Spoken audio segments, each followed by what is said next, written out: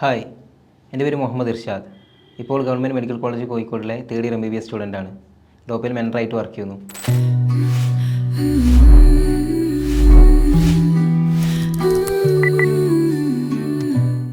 NEET 2025 ഇനി ഏതാനും മാസങ്ങൾ മാത്രമേ നമ്മൾ മുന്നിലുള്ളൂ. അപ്പോൾ ഇനിയുള്ളൊരു ഫേസ് എന്ന് പറഞ്ഞാൽ വളരെ ക്രിട്ടിക്കൽ ആയിട്ടുള്ള ഒരു ഫേസ് നമ്മൾ മുന്നിലുള്ളത് റിവിഷൻ ഫേസ്. അപ്പോൾ ഈ റിവിഷൻ ഫേസിൽ നമ്മൾ ശ്രദ്ധിക്കേണ്ടതായിട്ടുള്ള കുറേ കാര്യങ്ങളുണ്ട്. അതിലാദ്യമായിട്ട് പറയാനുള്ളത് എന്താണെന്ന് വെച്ചാൽ നമ്മൾ കൂടുതൽ കൺസിസ്റ്റൻ്റ് ആവുക എന്നുള്ളതാണ്. ഈ ഒരു വർഷം നിങ്ങൾ എങ്ങനെ പ്രിപ്പയർ ചെയ്തു എന്നതിലുപരി വളരെ ഇമ്പോർട്ടൻ്റ് ആണ് ഇനിയുള്ള 2 മാസം നിങ്ങളുടെ പ്രിപ്പറേഷൻ എങ്ങനെയെന്നുള്ളത്. പ്രത്യേകിച്ച് റിവിഷൻ ഫേസിലേക്ക് വരുമ്പോൾ കണ്ടൻറ്റ് ഓൾമോസ്റ്റ് നമ്മൾ കംപ്ലീറ്റ് ആക്കിയിട്ടുണ്ട്. അപ്പോൾ ഇതുവരെ പല രീതിയിൽ പഠിച്ചവരുണ്ടാകും. മേ ബി ടൈം കറക്റ്റായിട്ട് മാനേജ് ചെയ്യാതെ അല്ലെങ്കിൽ ഒരു കറക്റ്റ് സ്റ്റഡി സ്ട്രാറ്റജി ഇല്ലാതെ പഠിച്ചവരൊക്കെ ഉണ്ടാകും. പക്ഷേ ഇനിയുള്ള ഒരു 2 മാസം പ്രോപ്പറായിട്ട് ടൈം മാനേജ് ചെയ്തിട്ട് സ്റ്റഡി സ്ട്രാറ്റജിയോട് കൂടി തന്നെ പഠിക്കണം. കാരണം എന്താണെന്ന് വെച്ചാൽ കൺസിസ്റ്റൻസി ഇല്ലാണ്ട് ഈ 2 മാസം പഠിച്ചാൽ മേ ബി ഇത്രയും കാലം നമ്മൾ പ്രിപ്പറേഷൻ ചെയ്തതൊക്കെ വേസ്റ്റായി പോകാനുള്ള സാധ്യതയുണ്ട്. റിവിഷൻ ഫേസ് ആയതുകൊണ്ട് തന്നെ നമ്മൾ കൂടുതൽ ഒരു ഫാസ്റ്റ് പേസിൽ നമ്മൾ കുറച്ചും കൂടി മൂവ് ചെയ്യേണ്ടതായിട്ടുണ്ട്. അതിന് ഫസ്റ്റായി നമ്മൾ ചെയ്യേണ്ട ഒരു കാര്യം എന്ന് വെച്ചാൽ നമ്മളുടെ റിവിഷൻ പ്ലാൻ ചേഞ്ച് ചെയ്യുക എന്നുള്ളതാണ്. ഇത്രയും കാലം നമ്മൾ പ്രോപ്പറായിട്ട് നമ്മുടെ ക്ലാസ് നോട്ട്സ് അതുപോലെ തന്നെ ഫോളോ ചെയ്ത് പഠിക്കുന്ന ഒരു സമ്പ്രദായമായിട്ട് ഉണ്ടായിട്ടുണ്ടാവുക. അത് മാറ്റിയിട്ട് എല്ലാത്തിനും ഒരു റിവിഷൻ നോട്ട് പ്രിപ്പയർ ചെയ്യുക. ജസ്റ്റ് ഒരു ചാപ്റ്റർ വിത്തിൻ 1 പേജിൽ ഒതുങ്ങുന്ന രീതിയിൽ ഒരു നോട്ട് പ്രിപ്പയർ ചെയ്യുക. അതാകുമ്പോൾ ഇപ്പോൾ കണ്ടിന്യൂസ് ആയി എക്സാംസ് വരുമ്പോൾ നമുക്ക് ഒരു 20 അല്ലെങ്കിൽ 25 ചാപ്റ്റേഴ്സ് ചിലപ്പോൾ പ്രിപ്പയർ ചെയ്യേണ്ടി വരും.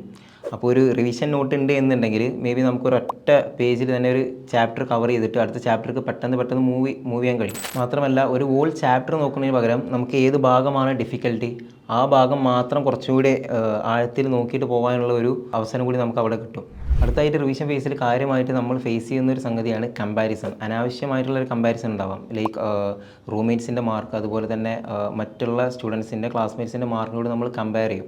കഴിവതും നിങ്ങളുടെ റിസൾട്ട് എന്താണോ അതിൽ സ്റ്റിക്ക് ഓൺ ചെയ്തിട്ട് അതിനെ മാത്രം ഫോക്കസ് ചെയ്യുക. നമ്മളുടെ ഇമ്പ്രൂവ്മെൻറ്റ്സ് എന്തൊക്കെയാണോ അതുപോലെ ഡ്രോബാക്സ് എന്തൊക്കെയാണോ അതിൽ കൂടുതൽ ഫോക്കസ് ചെയ്തിട്ട് അതിൽ കൂടുതൽ ടൈം ഇൻവെസ്റ്റ് ചെയ്യുക. അടുത്തായിട്ട് റിവിഷൻ ഫേസിൽ നമ്മൾ സാധാരണയായിട്ട് കണ്ടുവരുന്നൊരു പ്രശ്നമാണ് അധിക വിദ്യാർത്ഥികളും ഈ ഹെൽത്തിനെ കാര്യമായിട്ട് ശ്രദ്ധിക്കാണ്ടുള്ളൊരു പ്രിപ്പറേഷൻ. ശരിക്കും ഒരു 2 മാസം നമ്മൾ എങ്ങനെയാണോ സ്റ്റഡീസിൽ ഫോക്കസ് ചെയ്യണത് അതുപോലെ തന്നെ നമ്മളുടെ ഹെൽത്തും നമ്മൾ ഫോക്കസ് ചെയ്യേണ്ടതായിട്ടുണ്ട്. അതിൽ കാര്യമായിട്ട് പലരും ചെയ്യുന്നൊരു പ്രശ്നം എന്താ വെച്ചാൽ നമ്മൾ ഉറക്കം കാര്യമായിട്ട് സ്പെയർ ചെയ്യും. അത് ശരിക്കും ഒരു ബ്ലണ്ടറാണ്.